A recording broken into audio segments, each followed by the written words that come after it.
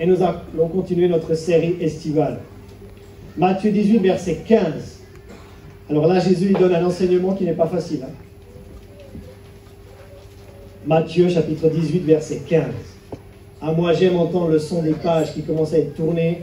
Ça veut dire que là, tout ça, et ceux qui lisent la Bible, ils deviennent enracinés, ils deviennent fondés. Est-ce que vous avez pris cette habitude de lire la Bible? Oh, pasteur, moi, j'aime pas lire. Écoute-la, la Bible, alors. Oh, ne me dites pas qu'il n'y a pas assez d'éléments technologiques aujourd'hui pour ne pas être au contact des Saintes Écritures. Donc, Matthieu 18, verset 15. Si ton frère a péché, va et reprends-le entre toi et lui seul.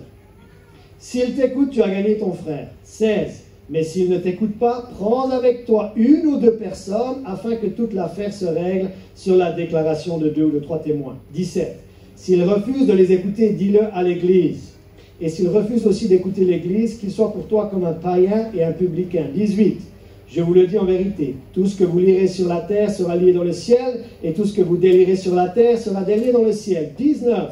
Je vous dis encore que si 2 d'entre vous s'accordent sur la terre pour demander une chose quelconque, elle leur sera accordée par mon Père qui est dans les cieux, car là où 2 ou 3 sont assemblés en mon nom, je suis au milieu d'eux.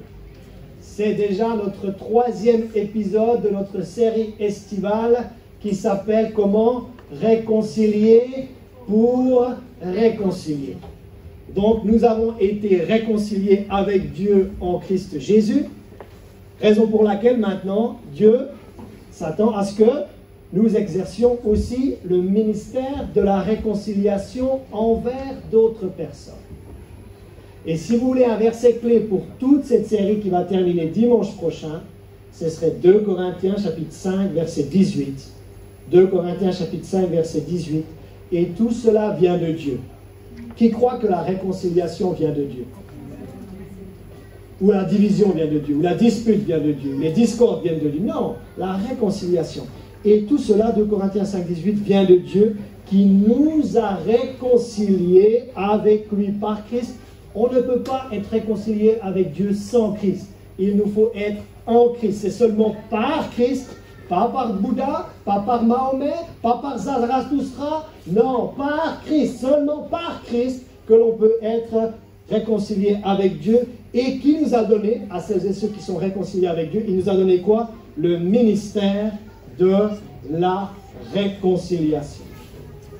Nous avions déjà parlé, il y a 2 dimanches, du ministère de la réconciliation auprès des non-croyants. Est-ce que celles et ceux qui sont sans Christ sont réconciliés avec Dieu? Non. Non? Donc, à nous d'exercer le ministère de la réconciliation et de leur partager l'évangile, la bonne nouvelle, qui essaye d'être réconciliés avec Dieu par Christ. Ça, c'est le ministère de la réconciliation auprès des non-croyants. Et souvent, quand on parle du ministère de la réconciliation, on le limite aux non-croyants, entre guillemets. Mais le but de cette série, c'est de le décliner dans plein de domaines particuliers. Dimanche dernier, c'était chaud, c'était fort, c'était très fort. Parce qu'on a parlé de la réconciliation et d'exercer le ministère de la réconciliation auprès des membres de notre famille. Famille naturelle, famille biologique. Alors moi, je peux vous dire que j'ai exercé le ministère de la réconciliation envers un non-croyant, c'était mon petit frère. Aujourd'hui, mon petit frère est le Seigneur. J'ai exercé le ministère de la réconciliation envers mon père naturel. Et mon père naturel est parti dans l'éternité. Et nous avons été réconciliés au préalable. Donc nous sommes tous, tout le monde dit tous ici. Nous sommes tous destinés à exercer le ministère de la réconciliation auprès des non-croyants pour qu'ils soient réconciliés avec Dieu par Christ. Envers les membres de notre famille, n'attendez pas. Si vous êtes chrétien, et un membre de votre famille n'est pas chrétien, et c'est lui qui vous a fait du mal, c'est vous l'enfant de Dieu qui devrait faire le premier. N'attendez pas que la réconciliation vienne à vous. C'est à vous d'exercer le ministère de la réconciliation et d'aller vers l'offenseur, si vous avez été l'offensé. Et aujourd'hui, on va parler du ministère de la réconciliation dans l'Église. Dans l'Église. Ah non, mais pasteur, on s'aime tous de l'amour du Seigneur ici. Nous sommes tous enfants de Dieu. Nous avons tous reçu l'amour de Dieu qui a été déversé dans notre cœur par le Saint-Esprit. Oui, ça c'est vrai. Mais maintenant, il nous faut aussi exercer le ministère de la réconciliation envers les frères dans la foi, envers les sœurs dans la foi, parce que vous savez quelque chose, une église dans l'unité est inarrêtable. Donc il y en a un qui va chercher à la diviser. Il y en a un qui va chercher à l'affecter. Et il va essayer de le faire depuis l'extérieur. S'il ne peut pas le faire depuis l'extérieur, il va le faire depuis l'intérieur. Donc nous avons tous ici reçu le ministère de la réconciliation envers les non-croyants, envers les membres de notre famille et envers les frères et les sœurs dans la précieuse foi qui est la nôtre en Christ Jésus. Écoutez ce que dit Jésus. Nous sommes de retour dans notre culte. Vous avez remarqué, l'enveloppe extérieure, elle est belle. Hein? Regardez ce que Jésus dit sur l'extérieur et l'intérieur. Luc chapitre 11. Jésus, au verset 37, Luc 11, 37, il est invité par un pharisien à dîner chez lui. Ah, certaines fois, Jésus dit des choses qui sont extraordinaires. Donc Jésus accepte l'invitation, Luc 11, 37. Il entre, il se met à table. Et le pharisien vit avec étonnement qu'il ne s'était pas lavé avant le repas. Donc un pharisien, un homme de la loi, un homme religieux invite Jésus à domicile. Jésus vient manger chez moi. Est-ce que vous aimeriez que Jésus vienne manger chez vous? Jésus accepte l'invitation. Mais le pharisien remarque que Jésus apparemment ne s'était pas lavé les mains avant de se mettre à table. Et ça a choqué, surpris le pharisien. Le pharisien invite avec étonnement qu'il ne s'était pas lavé avant le repas. Mais le Seigneur lui dit, ah, Jésus avait une réponse à cela. Vous, pharisiens, vous nettoyez le dehors de la coupe et du plat. Je le mets dans le contexte de l'église étincelle. Vous, à l'église étincelle, là, vous avez nettoyé l'extérieur. Vous avez nettoyé les murs, vous avez mis une nouvelle estrade, c'est beau à l'extérieur. Mais regardez ce que Jésus dit. Vous, pharisiens, vous nettoyez le dehors de la coupe et du plat. Et à l'intérieur, tout le monde dit à l'intérieur, vous êtes plein de rapines et de méchanceté.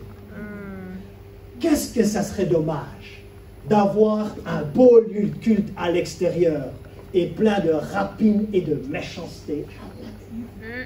Alors j'ai laissé faire le travail des ouvriers à l'extérieur. Mais maintenant, on va faire le travail à l'intérieur. Amen. Et on va faire en sorte que les relations à l'intérieur ne soient pas des relations remplies de rapines et de méchanceté, mais qu'elles soient remplies de bienveillance et de bonté à l'égard des uns des autres. Qu'est-ce que vous en pensez? Qui aimerait venir, après avoir vécu une semaine difficile au travail, avec plein de discordes au travail, et plein de difficultés au travail, tu vas dans ton lieu de culte et il y a plein de rapines et de méchanceté? Non. Ici, ça doit être un havre de paix. Amen. Ici, ça doit être un lieu où on vient se ressourcer. Ici, ça doit être un lieu où on vient et l'amour de Dieu doit tellement être imprégné en chacun de nous qu'on doit être rapide à se réconcilier et qu'on ne devrait pas laisser traîner. Vous avez déjà remarqué que les problèmes ne se résolvent jamais par eux-mêmes? Encore. Tu as déjà remarqué que les problèmes, si tu les laisses traîner, ils ne se résolvent pas? Non. La tension demande de l'attention. Encore. Amen. Quand tu vois qu'il y a de la tension, quelque part, tu dois y prêter ton attention. Vous savez comment tout a commencé ici? C'est parce qu'un voisin s'est plaint. La tension demande de l'attention. Tout de suite, je suis allé voir le voisin pour lui parler. Et c'est en parlant avec le voisin que tout a commencé pour ça. Parce qu'il y avait une tension qui était là, mais une tension demande de l'attention. Ne laissez pas une tension perdurer. Il faut tout de suite la traiter, le plus vite possible. Et regardez aujourd'hui le résultat. Le résultat, c'est parce qu'il y avait une tension quelque part et il fallait y prêter de l'attention. Et c'est comme ça que tout a commencé. Et aujourd'hui, regardez le résultat. Ce n'est pas grâce à moi. C'est grâce à toutes les personnes qui ont été impliquées.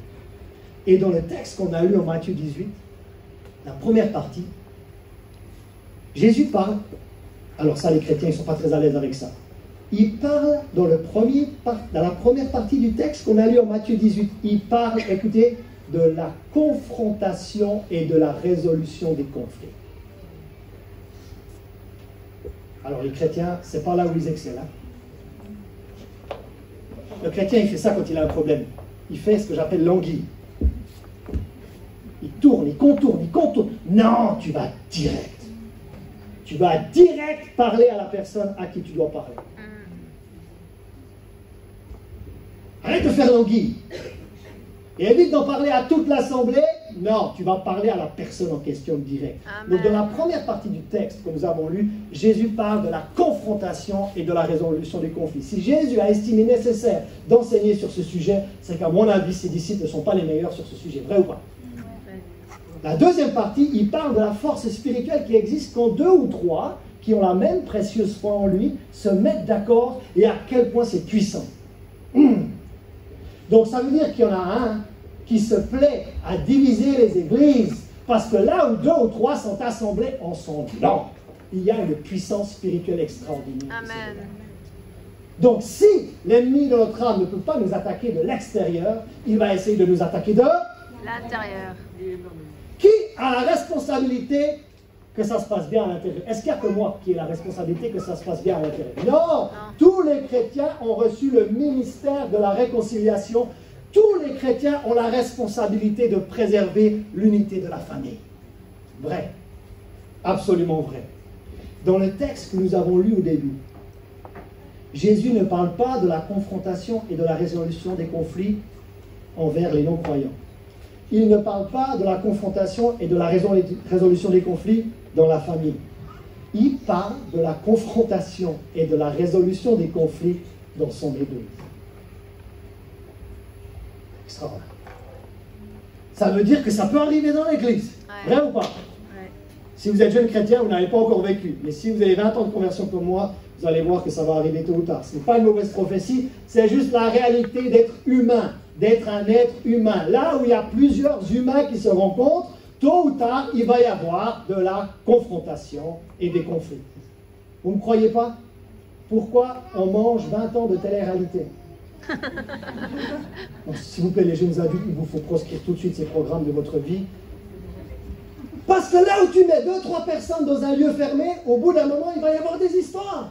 Et vu que les gens sont tellement friands des scandales et des histoires, ça fonctionne depuis 20 ans, mais comment ça peut fonctionner depuis 20 ans? Big Brother saison 1, ça suffit, puis après on peut mettre à la poubelle. Mais ça veut dire que ça intéresse les gens. Et qu'il y a même toute une presse. Vous savez, moi j'ai fait journalisme et communication. Il y a même toute une presse. La presse à scandale, et elle fait chou gras parce que les gens en vacances, pour se divertir, ils lisent le scandale des autres. La loi des 4 S, ça fonctionnera toujours dans les médias. Le sang, le scandale, le sport et le sexe. Vous avez ces 4 S-là, vous allez toujours vendre de la presse. Pourquoi? Parce qu'on se nourrit des scandales, on se nourrit des commérages. Mais là, Jésus est en train de parler de la confrontation et de la résolution des conflits dans l'Église, dans son Église. Il est la tête de l'Église. Vous êtes d'accord avec moi? Ah, mais pasteur, nous, on est de l'amour du Seigneur. Nous sommes des enfants de Dieu. Pourquoi Jésus devrait-il nous enseigner à nous, les disciples de Jésus, comment confronter et comment résoudre les conflits? Ah ben, apparemment, quand on lit l'épître de Paul aux Corinthiens, il y avait des disputes. 1 Corinthiens 1. On va lire en 1 Corinthiens 1, il y avait des disputes, hein, dans l'Église, hein, pas seulement dans le monde, dans l'Église aussi. 1 Corinthiens 1, verset 10. Je vous exhorte, Paul écrit aux Corinthiens, frères, par le nom de notre Seigneur Jésus-Christ, à tenir tous un même langage et à ne point avoir de quoi? De division. Où ça? À l'extérieur? Non. Parmi vous, mais à être parfaitement unis. Comment? Parfaitement unis, dans un même esprit et dans un même sentiment. Car, mes frères, j'ai appris à votre sujet. Donc la raison pour laquelle Paul écrit aux Corinthiens, c'est parce qu'il a entendu quelque chose. Il a entendu quelque chose, car mes frères, j'ai appris à votre sujet, là, Corinthiens, par les gens de Chloé, qu'il y a des disputes au milieu de vous. Raison pour laquelle on a un Corinthien dans notre Bible. Parce que dans une église, il y avait des disputes. Parce que dans une église, il y avait des divisions. Parce que dans une église, il y avait des désaccords. Ce qui me fait croire que les chrétiens ne sont pas vraiment meilleurs que les autres en termes de confrontation et de résolution des conflits. Mais il y a une chose que je ferai toujours en étant le pasteur principal de cette église. Je me battrai toujours pour l'unité de cette église. Et vous devriez faire de même. Et on va voir ce que Jésus enseigne sur ce sujet. Mais avant de voir comment résoudre les conflits, quels sont les types de conflits qu'on a traditionnellement dans l'Église? Le conflit, le bon vieux conflit doctrinal. Les conflits doctrinaux. Vous voulez un exemple de conflit doctrinal? Acte 15. Ouvrez dans votre Bible en Acte 15. Versets 1 et 2. Là, il y a un gros conflit doctrinal. Donc Paul et Barnabas sont à Antioche, et il y a quelques hommes qui viennent de la Judée et qui enseignaient les frères en disant: si vous n'êtes circoncis selon le rite de Moïse, vous ne pouvez être sauvés. Ah, Paul et Barnabas, en Acte 15, versets 1 et 2, eurent avec eux un débat et une vive discussion. Ah, ça commence à chauffer. Ça commence à chauffer entre plusieurs personnes ici dans la foi. Et les frères décidèrent que Paul et Barnabas et quelques-uns des leurs monteraient à Jérusalem vers les apôtres et les anciens pour traiter cette question. Conflit doctrinal, ça veut dire qu'on ne croit pas exactement la même chose. Parce que là, il y en a certains qui disent que pour vraiment être sauvé, toi qui es non-juif, tu ne peux pas être sauvé si tu n'as pas été circoncis selon le rite de Moïse. Et Paul et Barnabas disent non, on n'est pas d'accord avec cette doctrine. On croit qu'on en peut. Les hommes, vous êtes où? N'êtes-vous pas contents de savoir que c'est par la grâce que nous sommes sauvés et pas selon la circoncision?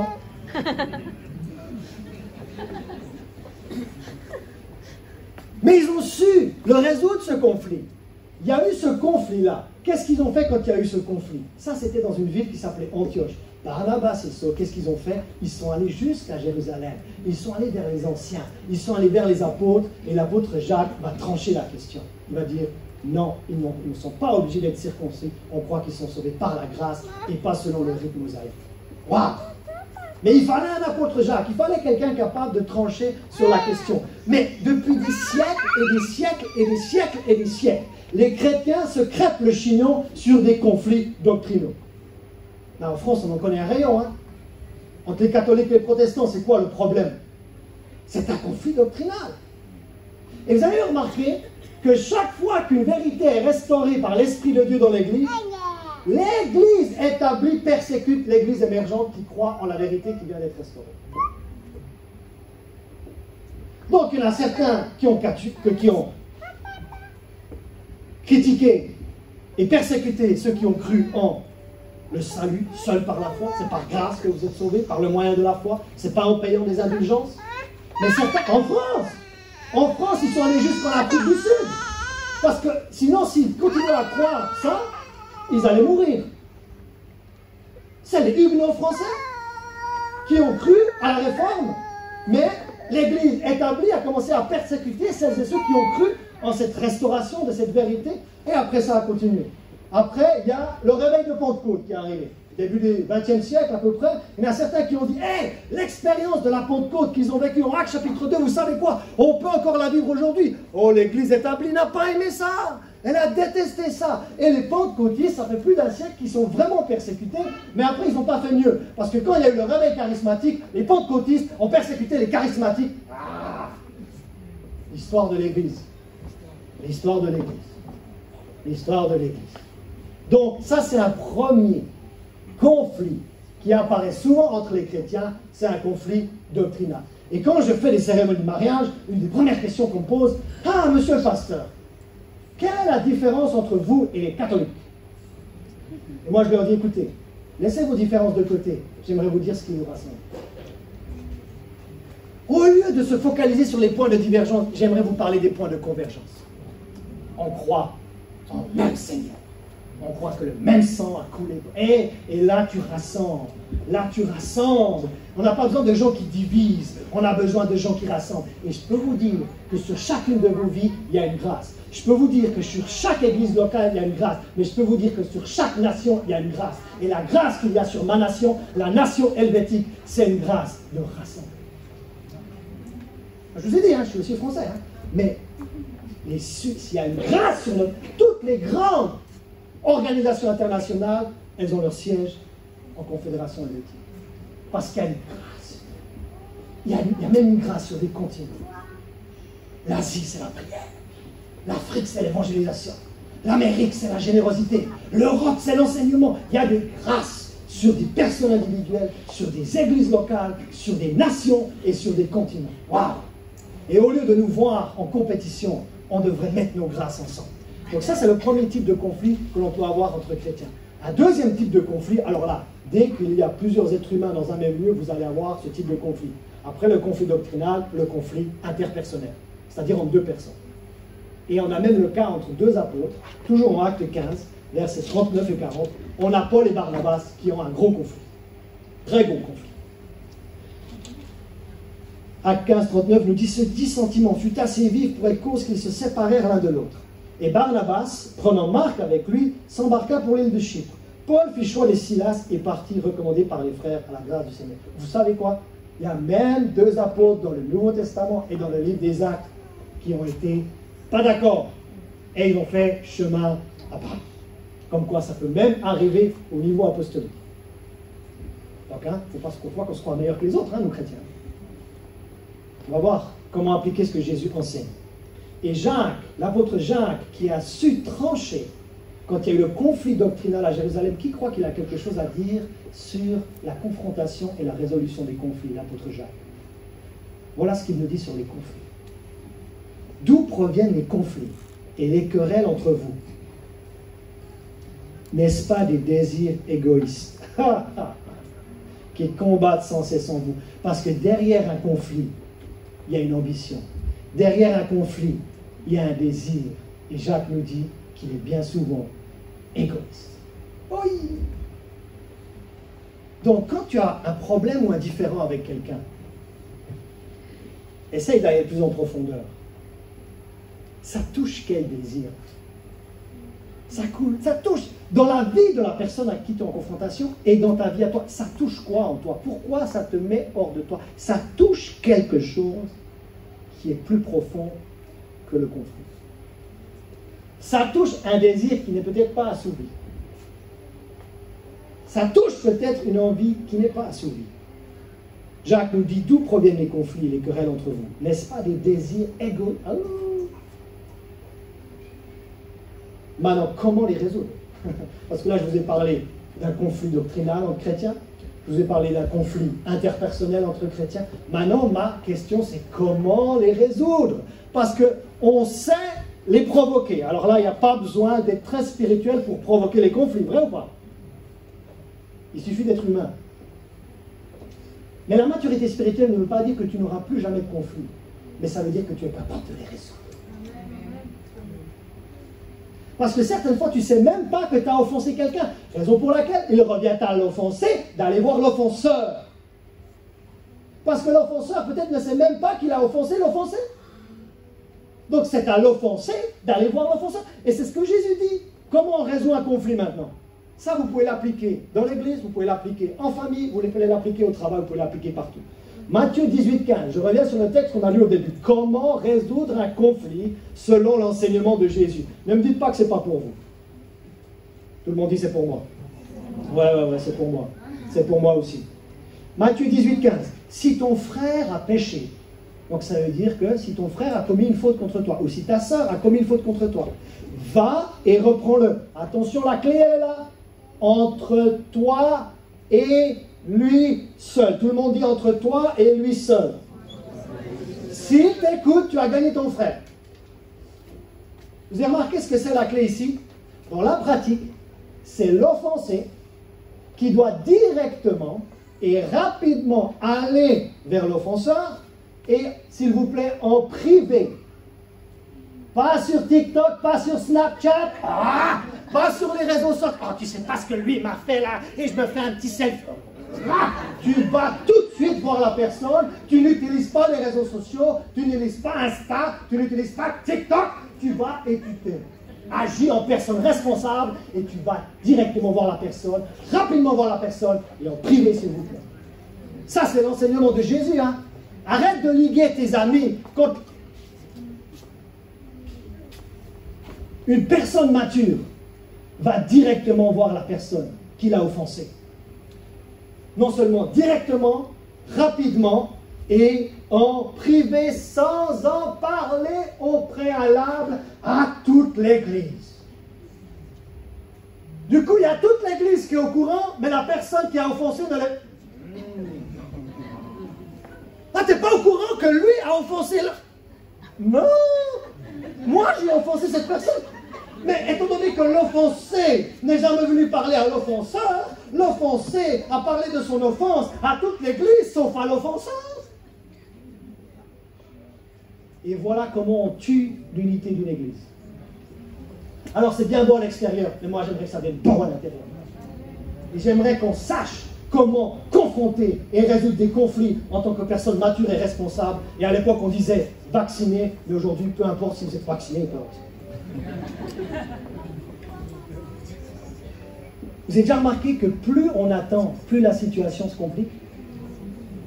Non, je vais traiter ça plus tard. Non, c'est l'été, je laisse couler l'été. Non, ça c'est pour... Non, j'ai quelque chose de plus important à faire.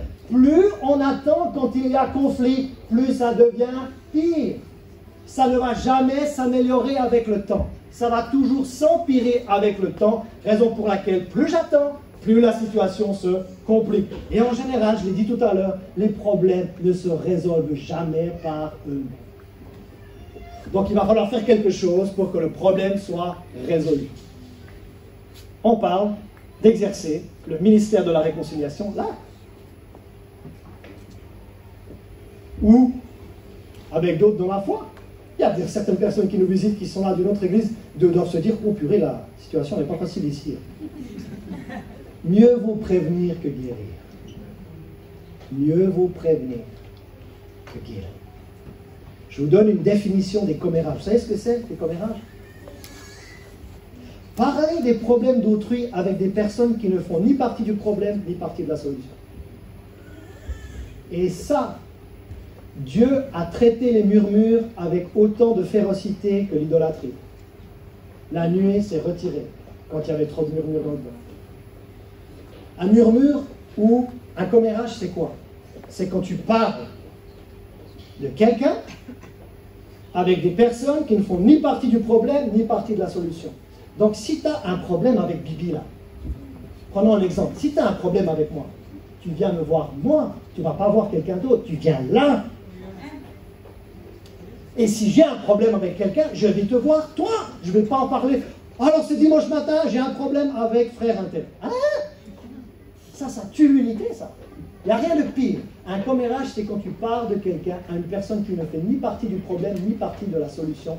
Et ça matraque l'unité d'une église. Et on a entendu ce matin le psaume 133, que là où il y a l'unité, là il y a l'onction qui coule, là il y a quelque chose qui se passe, et là on commence à vivre des choses extraordinaires. Maintenant, bonne nouvelle, on est allé directement voir la personne qui nous a offensés, et tout est rentré en place. Maintenant, ce n'est pas le cas. Deuxième étape, si ce n'est pas le cas, Jésus nous donne la prochaine étape. Matthieu 18, 16. Mais s'il ne t'écoute pas, donc tu es allé voir la personne qui t'a offensé. Vous avez tous compris que c'est à l'offensé d'aller voir l'offenseur? Ah non, c'est à l'offenseur. Si l'offenseur en est conscient, ça sera à l'offenseur d'y aller. Mais l'offenseur, souvent, il ne sait pas qu'il a offensé. Donc c'est à l'offensé d'aller voir l'offenseur. J'ai l'impression de parler chinois ce matin. J'ai dit c'est à l'offensé d'aller voir l'offenseur. Maintenant, si l'offenseur ne t'écoute pas, prends avec toi une ou deux personnes. Est-ce qu'il a dit toute l'église? Non. Une ou deux personnes. Tout le monde dit une ou deux personnes. Afin que toute l'affaire se règle sur la déclaration de 2 ou de 3 témoins. Donc là, si tu n'arrives pas à avoir une réconciliation, on parle d'exercer le ministère de la réconciliation envers ses frères et ses sœurs dans la foi. Si tu n'arrives pas à avoir réconciliation après la première étape, 1 à 1, vis-à-vis, tu vas demander à une tierce personne, une ou deux personnes en plus, de venir. Mais maintenant, une bonne médiation implique quelqu'un de calme et de mature, capable d'observer la confrontation et la conversation. Ne prenez pas quelqu'un de sanguin, ne prenez pas quelqu'un qui va partir dans les quarts de tour, prenez quelqu'un de calme. Prenez quelqu'un de posé.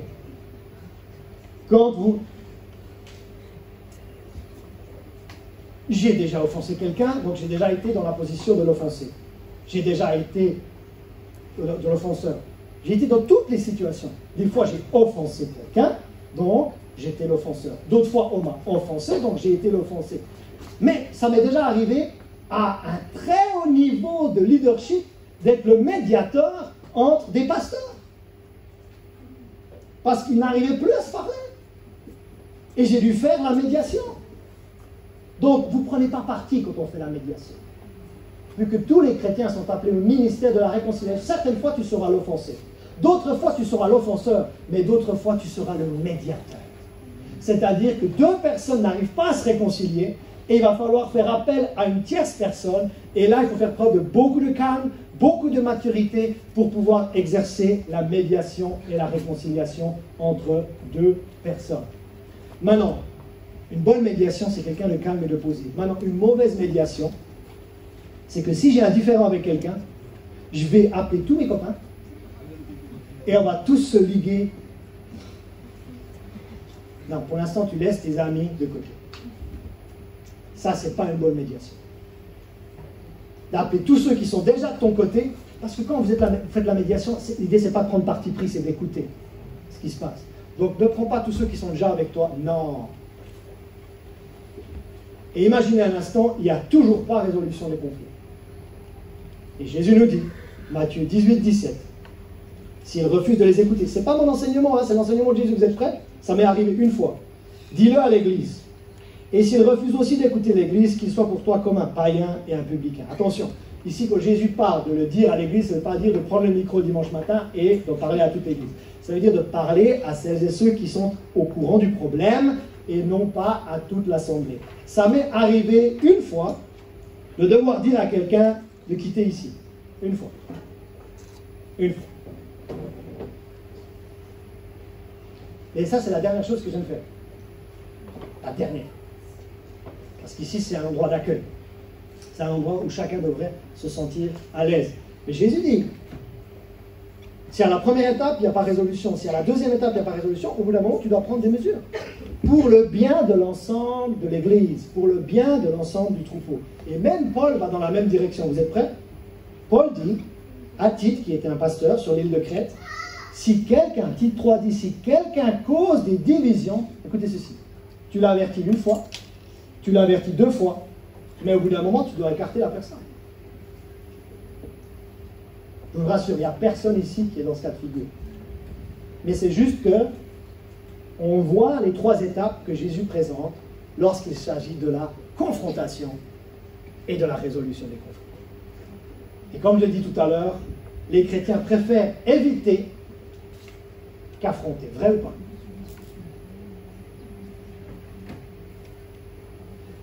Maintenant, l'enseignement de Jésus en Matthieu 18, c'est si tu as été offensé.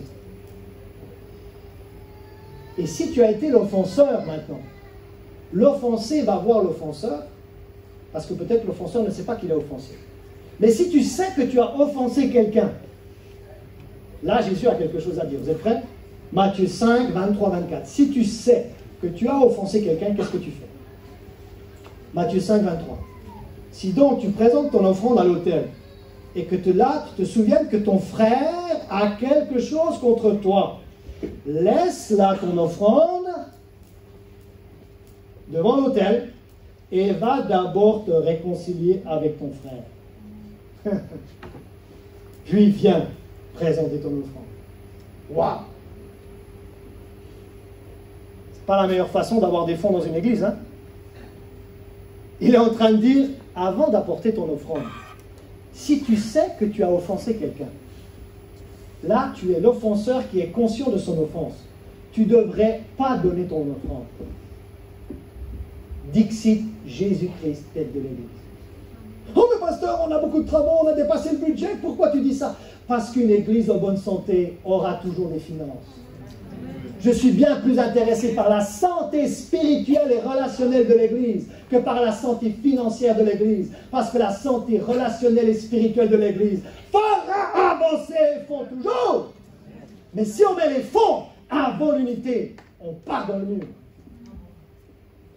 Donc maintenant, il faut prendre ses responsabilités. Et il faut apprendre à confronter. Et apprendre à résoudre les conflits. Mais honnêtement, si vous savez appliquer ce qu'on a vu depuis 3 dimanches, votre vie va changer. Si vous n'êtes pas encore réconcilié avec Dieu et vous avez vécu la nouvelle naissance, première réconciliation. Si vous vivez une réconciliation dans votre famille, waouh! Si vous vivez une réconciliation avec les frères et sœurs dans la famille, waouh! Et attention, parce que dimanche prochain, ça va chauffer. le ministère de la réconciliation auprès des personnes qui n'ont pas la même couleur de peau que toi. Certains sont déjà mal à l'aise à cette idée. Dimanche prochain, le ministère de la réconciliation envers les personnes qui n'ont pas la même culture que toi, qui n'ont pas le même statut social que toi. Les gens ils me disent, c'est quoi la clé de la croissance de l'église étincelle?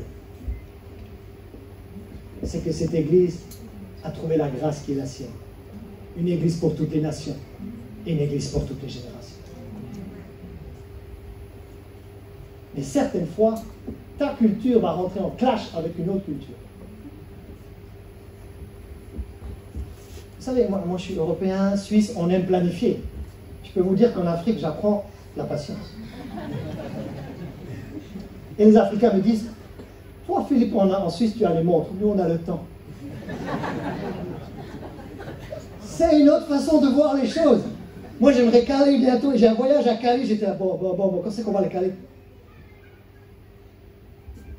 L'art de l'Afrique, c'est la patience et la flexibilité. Mais parce qu'on ne vit pas tous et on ne conçoit pas tous les choses de la même façon, vraiment pas. Et pourtant, on est dans la même famille. Pourtant, le même sang nous a rachetés. Pourtant, le même précieux sang. Et si on a un problème avec les cultures ici-bas, imaginez le problème que vous allez avoir dans l'éternité. Hein. Parce qu'il y aura des gens de toute tribu, de toute nation, il y aura des gens de partout. Donc, si vous avez du mal avec les gens d'ailleurs, vous aurez du mal dans l'éternité. Tout le monde dit pasteur prêche ce matin. Et maintenant, on a parlé du cas d'être offensé. À ce moment-là, je dois aller voir l'offenseur. On a parlé du cas où si je sais que j'ai offensé quelqu'un, je préfère laisser mon offrande là et je vais aller me réconcilier avec la personne. Et maintenant, si tu es dans une situation et tu vois un frère ou une sœur et cette personne est prise en flagrant délit d'une faute quelconque, quelle devrait être notre attitude? Galates 6, verset 1, dernier verset. Frère, si un homme vient à être surpris en quelque faute, vous qui êtes spirituel, tout le monde dit spirituel. Est-ce qu'il a dit charnel? Non, parce que les charnels, ils vont créer les divisions, pas les spirituels. Vous qui êtes spirituel, redressez-le avec quoi? Un esprit de quoi? De douceur. Imagine, tu es dans une situation quelconque dans la vie. Tout d'un coup, tu vois quelqu'un. Pris en flagrant délit d'une faute. Tu dis, ah mais c'est un frère dans la foi, c'est une soeur dans la foi. Qu'est-ce que je fais? Pour l'instant, je fais rien. Et si je suis amené à faire quelque chose, je suis censé le faire. Si je suis spirituel, avec un, tout le monde dit esprit de douceur.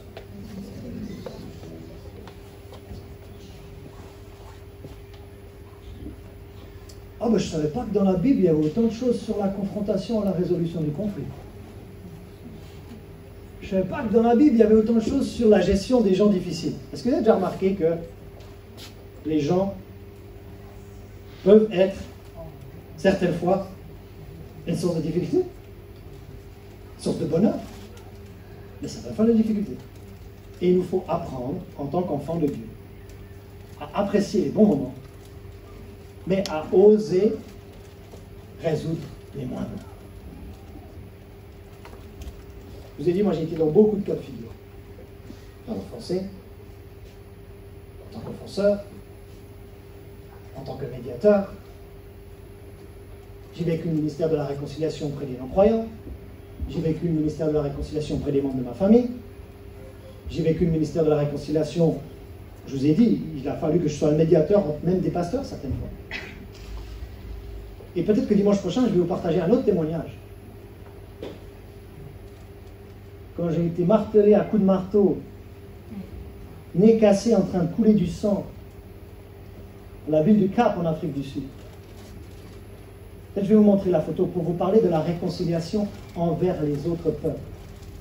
Parce que si j'avais gardé, et c'est ça le problème, quand on garde une dent avec quelqu'un, on généralise. Ah, si cet homme m'a fait ceci, alors tous les hommes sont comme ça.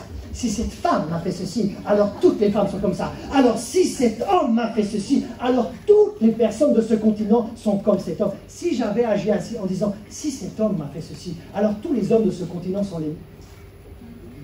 J'aurais loupé une grande bénédiction.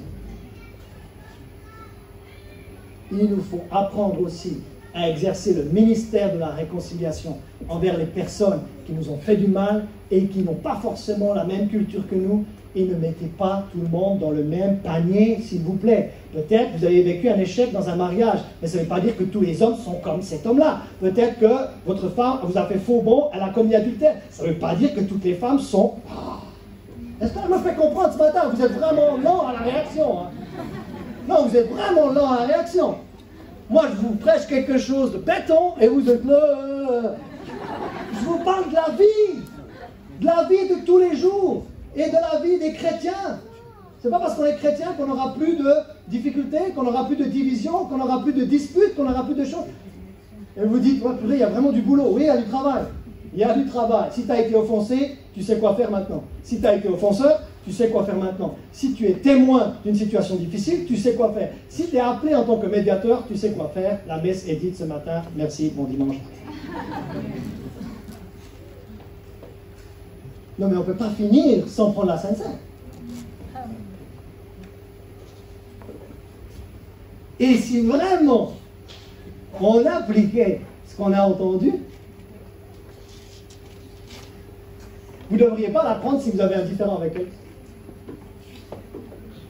Tu devrais laisser ta couple là et aller te réconcilier avec quelqu'un. Ne vous inquiétez pas, je ne vais pas le faire. Mais ce que vous pouvez faire, c'est que vous pouvez prendre l'engagement, en prenant ces aliments, vous vous engagez ce matin à résoudre un conflit.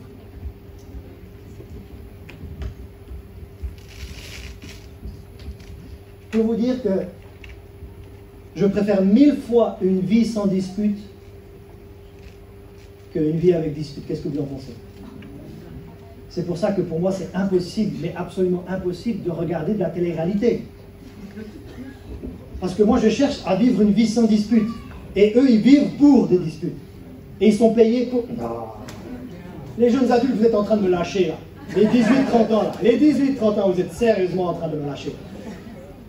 Mais si tu te nourris de ce genre de programme, comment tu veux vivre une vie sans dispute? Tu vas vivre avec ce que tu te nourris. Si tu veux la victoire sur le péché, à mon avis, il faudrait arrêter de voir certains films. Parce que tu vas vivre de la nourriture avec laquelle tu te nourris. Est-ce que vous avez votre couple quelque part?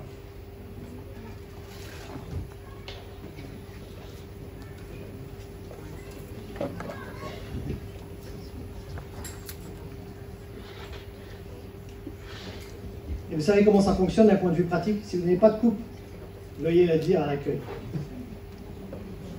Il y a une première petite languette transparente et là vous pouvez aller chercher la petite pastille. Et ensuite vous avez une languette un peu plus épaisse, de couleur métallique.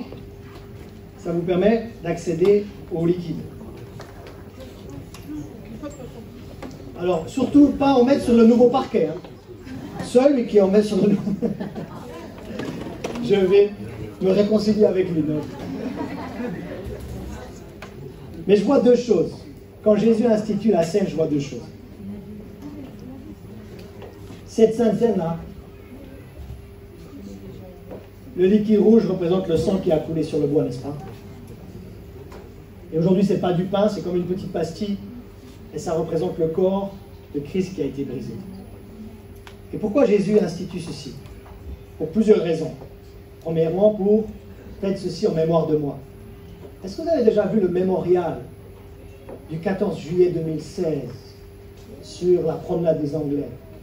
Désormais, il y a un mémorial pour que l'on se souvienne de ce qui s'est passé le 14 juillet 2016, quand 86 personnes ont perdu la vie après l'attentat terroriste. Ce mémorial est là pour nous faire comprendre, on n'oublie pas, quelque chose de grave s'est passé dans cette ville. Ou si vous continuez vers le port, vous allez voir un mémorial qui est en lien avec la fin de la Deuxième Guerre mondiale, par exemple. Donc ça, un mémorial nous aide à nous remémorer, c'est le nom, de ce qui a été fait pour nous. On parle du ministère de la réconciliation et nous avons été réconciliés, cela vient de Dieu, avec Dieu, par Christ. Ça, ce sont les symboles. Mais maintenant, il y a deux choses que j'aimerais vous dire avant de l'apprendre. Premièrement, la Sainte Seine. Elle nous aide à rester proche de Dieu. Elle n'est pas là pour que tu sois condamné. Elle n'est pas là pour que tu te sentes éloigné de la famille. Elle est là pour que tu restes proche. Et tu te dis, mais il y a quelque chose que j'ai commis là récemment. Et j'ai l'impression que c'est en train d'obstruer ma communion et ma relation avec Dieu. Ah, 1 Jean 1,9 est le remède.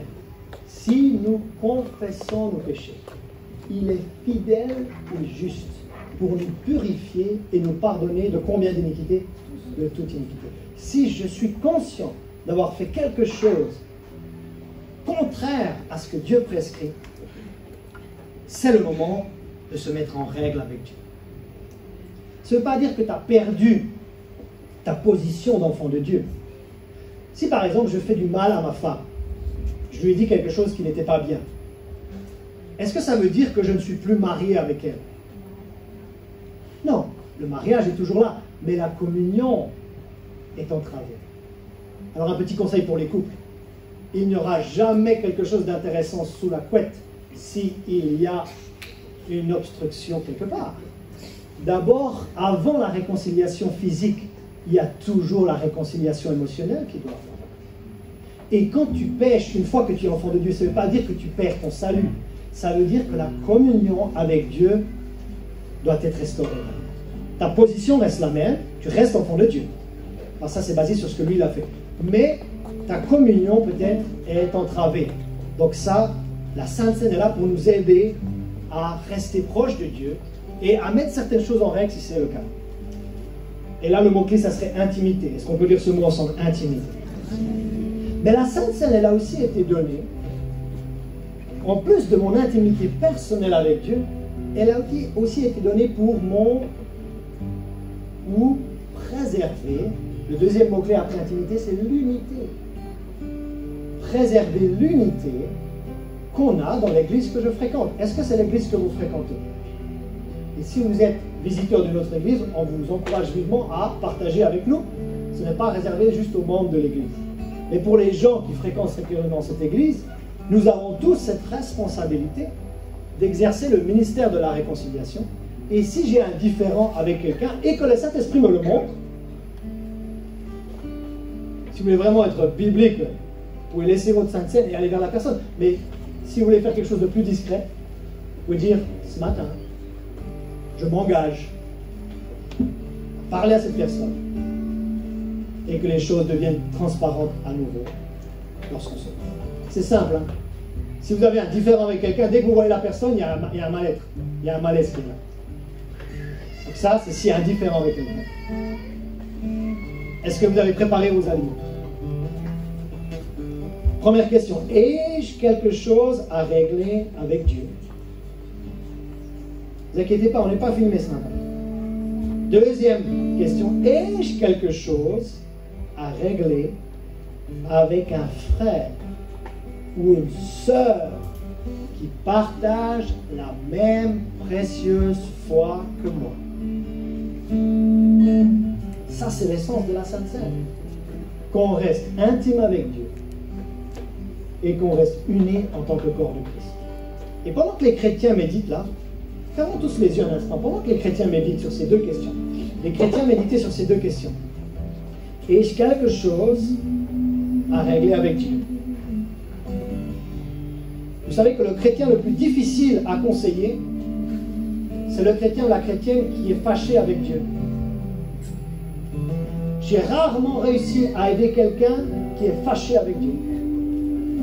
Tu peux aider la personne à ne plus être fâchée avec Dieu, mais accuser Dieu ne va pas vous aider. Je vous promets, ça ne va pas vous aider. Donc Donc si vous avez quelque chose à régler avec Dieu, ça c'est entre vous et Dieu.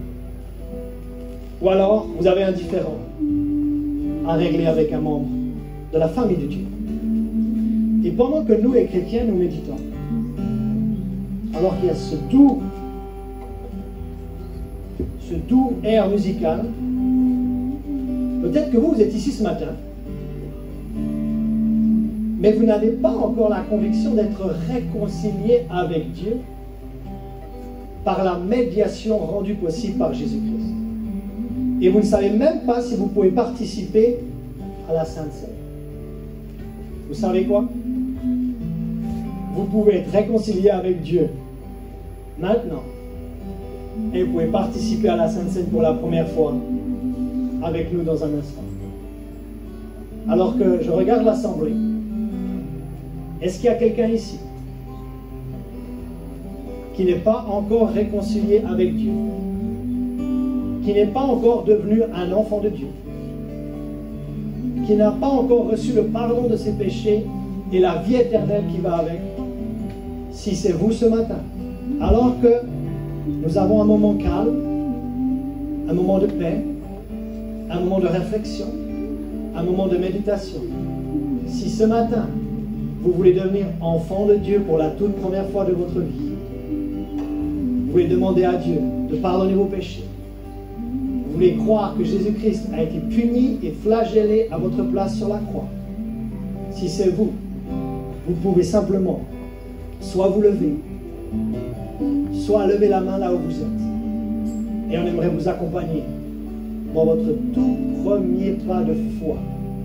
Est-ce qu'il y a quelqu'un ce matin qui veut devenir un enfant de Dieu pour la toute première fois, qui veut recevoir ce que Dieu a promis, le salut, le pardon des péchés et la réconciliation avec Dieu? Est-ce qu'il y a quelqu'un ici ce matin?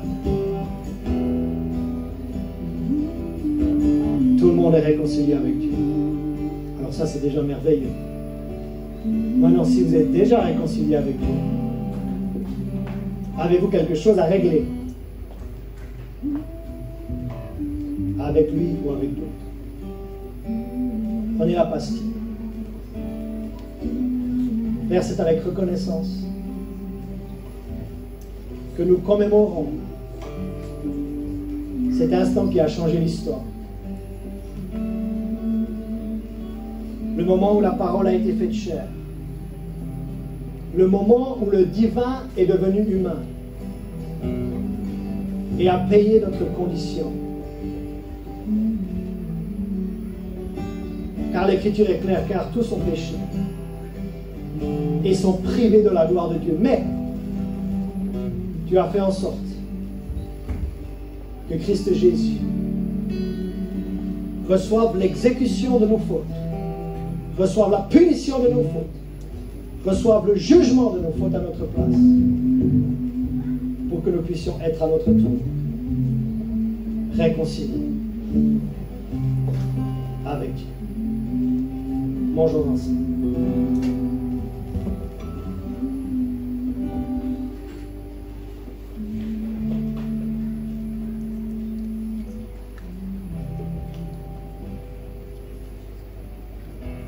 Si vous doutez encore de votre valeur aux yeux de Dieu, cette coupe est là pour vous remémorer, vous instruire la valeur que vous avez aux yeux de Dieu. Le bronze n'avait pas assez de valeur pour nous racheter de nos fautes. L'argent n'avait pas assez de valeur pour nous racheter de nos fautes. Seul le précieux sang de Christ peut nous purifier de toute iniquité. Seul le précieux sang de l'agneau peut nous laver de toutes nos fautes. L'Écriture dit car tous ont péché, sont privés de la gloire de Dieu. Ce n'est pas que Dieu aime le sang, mais le péché exige le sang. Parce que sans effusion de sang, il n'y a pas de pardon. Et si le péché nous privait de la gloire de Dieu, enfants de Dieu, vous allez vous réjouir avec moi. J'ai dit si le péché nous privait de la gloire de Dieu, quelque chose me dit que le sang de Jésus nous ramène dans la gloire. Ouh. Si le remède du péché c'est le sang, et que le péché nous privait de la gloire, le sacrifice parfait de Christ peut faire en sorte que Christ en nous, aidez-moi à finir le verset, Christ en nous, l'espérance de la, vous êtes destinés à la, oh. Alors moi, pour celles et ceux qui hésitent encore, est-ce que vous préférez être destiné au jugement ou au feu éternel, ou vous préférez être destiné à la gloire? Moi j'ai choisi. Si vous avez choisi d'être destiné pour la gloire de Dieu, vous pouvez boire cette coupe avec moi. Oh, buvons cette coupe en mémoire de lui, buvons cette coupe, parce que notre péché exigeait le précieux sang de l'agneau, mais maintenant, il nous prédestine à la gloire de Dieu, à redécouvrir la gloire que nous avions perdue. Buvons ensemble et louons le Seigneur.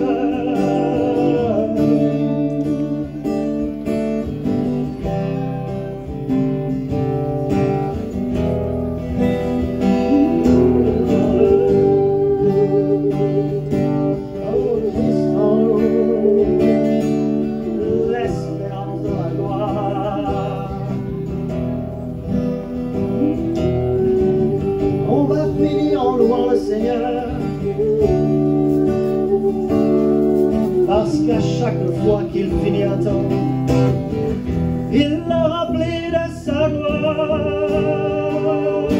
La gloire est là, elle descend sur ses aspects. Oh, elle est là, la gloire. Oh, la gloire de Dieu est là. Elle descend sur son peuple.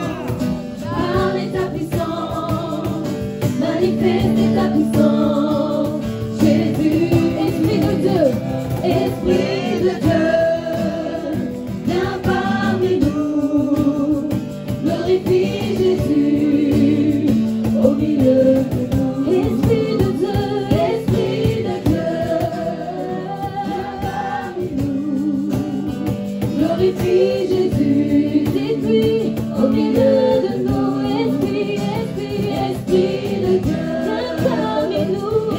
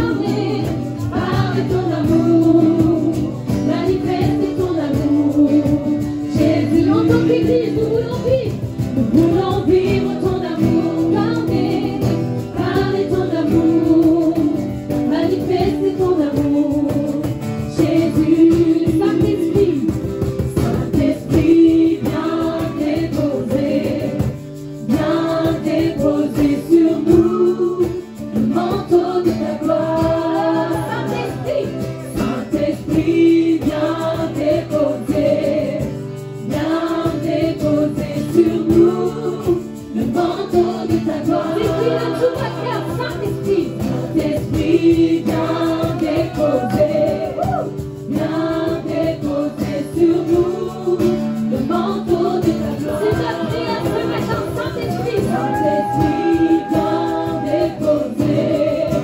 viens déposer sur nous le manteau de ta gloire. Esprit de Dieu, viens parmi nous. Glorifie Jésus au milieu de nous. Esprit de Dieu, viens parmi nous. Manifeste-toi, Jésus au milieu de nous. Nous voulons vivre ta puissance. Nous voulons vivre ta puissance. Parler ta puissance. Manifeste ta puissance. Jésus, nous voulons vivre ta puissance. Parler ta puissance. Manifeste ta puissance. Jésus, nous voulons vivre ton amour. Nous voulons vivre ton amour. Parler ton amour. Manifester ton amour. Jésus, que ce soit le cri de votre cœur. Nous voulons vivre ton amour. Parler ton amour. Manifester ton amour. Jésus, et de tout le cœur, Saint-Esprit, viens. Saint-Esprit, viens déposer sur nous le manteau de ta gloire. Saint-Esprit, viens déposer sur nous le manteau de ta gloire. De tout votre cœur, Saint-Esprit, viens. Saint-Esprit, viens déposer sur nous le manteau de ta gloire. Saint-Esprit, prends toute la place. Saint-Esprit, viens déposer sur nous le manteau de ta gloire. Nous voulons voir la nuée. Nous voulons voir la nuée. Les langues de feu, Seigneur. Nous voulons, je vous entends pas, nous voulons voir quoi? Nous voulons voir la nuée. Les langues de feu, Seigneur. Nous voulons voir encore plus, nous voulons voir quoi? Nous voulons voir la nuée. Les langues de feu, Seigneur. Nous voulons voir ta gloire. Nous voulons voir, Seigneur, plus de toi. Nous voulons voir la nuée. Les langues de feu, Seigneur. Nous voulons voir ta gloire. Esprit de Dieu, hey, viens parmi nous. Glorifie Jésus au milieu de nous. Esprit de Dieu, viens parmi nous. Oh Seigneur, prends toute la place. Prends toute la place. Au milieu que rien ne vienne faire interférence. Dis-tu encore. Esprit de Dieu, viens parmi nous. Glorifie Jésus au milieu de nous. Oh Esprit, prends toute la place. Viens parmi nous. Glorifie Jésus. Nous voulons vivre ton amour, Seigneur. Nous voulons vivre ton amour. Parler ton amour. Manifester ton amour. Jésus. Je vous invite à prendre la main de votre voisin. Alléluia. Qu'on puisse laisser couler entre nous l'amour de Dieu. C'est pas une question de nous. C'est pas une question de ce qu'on ressent. C'est une question de l'amour de Dieu qui se manifeste à chacun de nous. Alléluia. La Bible dit que l'amour de Dieu est répandu dans nos cœurs. L'amour de Dieu est répandu dans nos cœurs. Dites par vous-même, l'amour de Dieu est répandu dans mon cœur. Dites-le, l'amour de Dieu est répandu dans mon cœur. C'est pas une question de ce que je ressens, c'est une question de la vérité de Dieu. Amen. Esprit de Dieu, viens parmi nous. Et glorifie Jésus au milieu de nous. Dis Esprit de Dieu, viens parmi nous. Manifeste-toi. Glorifie Jésus au de nous. Encore Esprit de Dieu. Esprit de Dieu. Prends toute la place. Viens parmi nous. Alléluia. Glorifie Jésus. Au milieu de nous. Au milieu de nous. Esprit de Dieu. Esprit de Dieu. Viens parmi nous. Glorifie Jésus. Au milieu de nous. Nous voulons vivre ton amour. Nous voulons vivre ton amour. Parler ton amour. Manifester ton amour. Jésus, nous voulons vivre ton amour. Nous voulons vivre ton amour. Parler ton amour. Manifester ton amour. Jésus, Saint-Esprit, viens déposer. Viens déposer sur nous le manteau de ta gloire. Saint-Esprit, viens déposer. Viens déposer sur nous le manteau de ta gloire. Saint-Esprit, viens déposer. Viens déposer sur nous le manteau de ta gloire. Saint-Esprit, viens déposer. Viens déposer sur nous le manteau de ta gloire.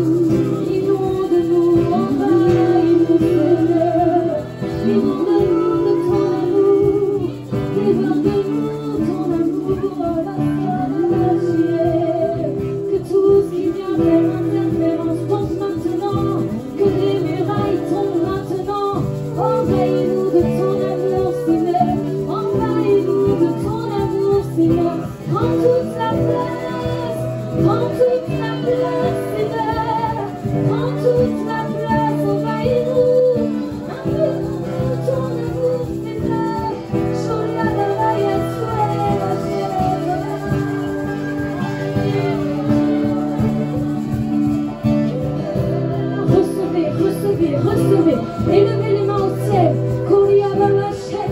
Dites, Papa, nous sommes prêts à recevoir.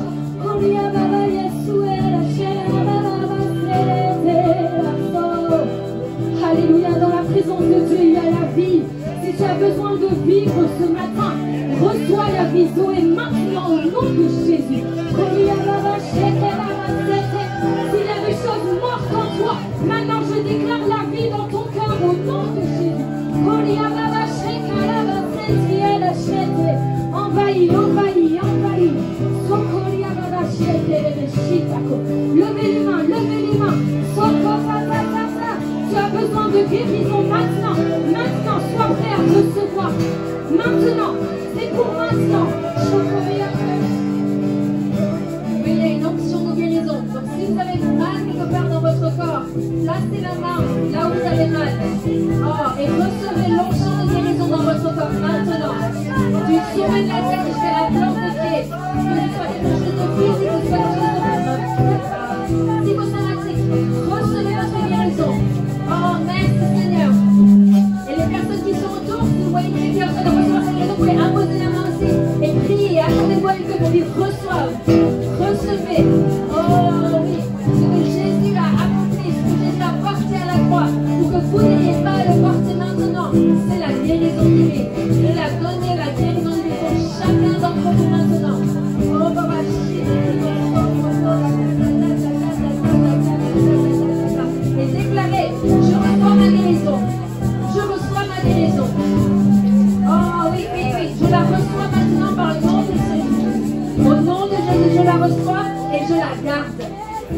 la garde.